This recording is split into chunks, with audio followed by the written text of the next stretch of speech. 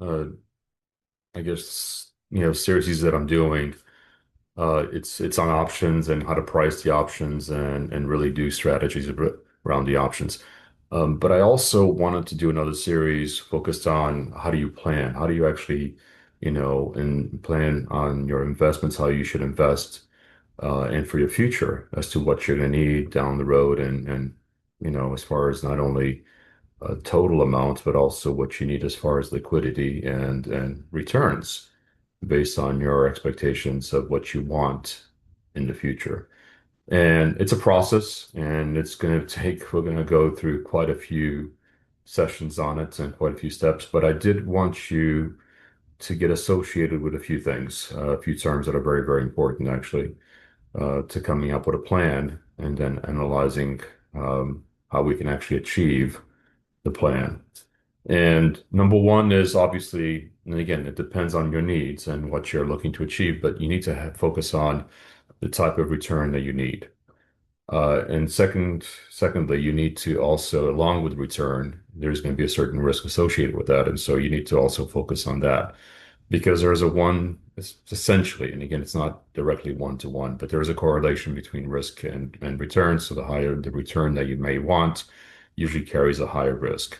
And there are ways to neutralize that on the risk side so that you can actually continue to maybe focus on higher returns without really increasing the risk factor. And again, we'll go through that. And the key to risk is that, we're all different, and depending on where we are, especially with what we have already, especially, given our age, we're going to look at risk very differently. But obviously, as you get older, and this is just something that's a very common thing that I see, is that as you get older, obviously, and especially, where you want to have more of a deterministic type return, you may not want to be taking on higher risk. And so you're probably going to be focusing on lower risk. And again, I've tried everything. I've done everything probably out there as far as investments. So some of it's very positive, been very positive, and some of it's been very bad as far as how I've actually looked at risk and return. And so I've got a lot to share and a lot to actually hopefully give you guys so that you can actually learn from my own good experiences and bad experiences.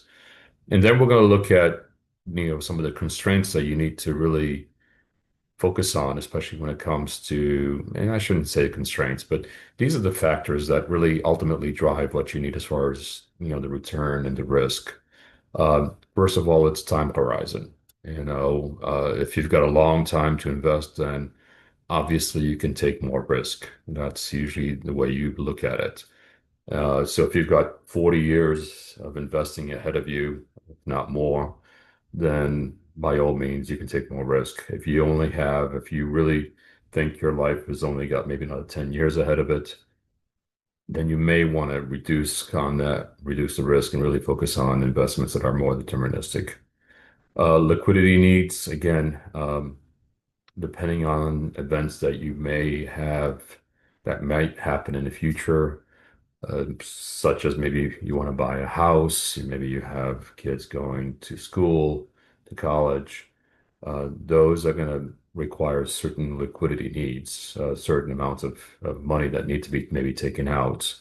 And so again, you need to design and your plan as well as your investments around that. Tax considerations, again, very, very important. Ultimately, we want to minimize what we pay in taxes.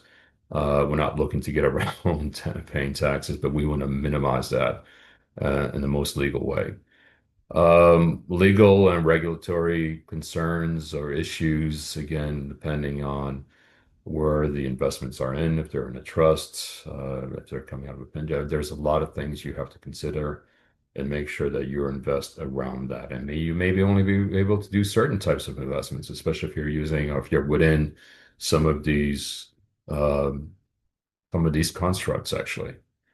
And then the last thing is just unique circumstances. Some people, as far as when you look at their assets, they may have, especially when you look at shares that they might own or options that they might own on, within the company that they're actually working for. there might be certain restrictions on what they can do with that and when they can sell. And so those are things that again that you have to take into consideration, especially in when you look at it relative to everything else, because they could play a big role in how you actually invest and what you do with the other investments that you already also have that are different from again that unique circumstance investment that you're looking at or that you have already. And again, we'll go through this. I just wanted to start the process out a little bit as a first session, and we're going to talk about each one of these and different things that we can do. And again, it's a long process, but in the end, I think you'll feel a lot better about knowing this and how to use it. Because ultimately, I think sometimes we don't focus enough on knowing where we are and where we need to go to. It's almost like we're afraid of knowing what we need to do, especially where we are, because we might feel like we haven't done enough and that we won't be able to get to where we want to go to.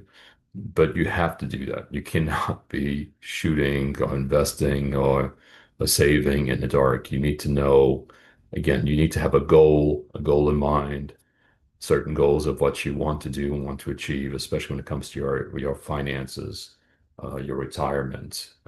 And once you know that, at least once you have a feel, you have those targets, then you can actually work backwards and say, okay, these are the things that I need to do. And these are the investments that I can make. This is how much money I need to save so that I can actually invest and get compounding to work for me and all that. So, and again, we'll go through all that, and there's a lot to cover, but I think it'll be very, very, very beneficial and very rewarding, actually.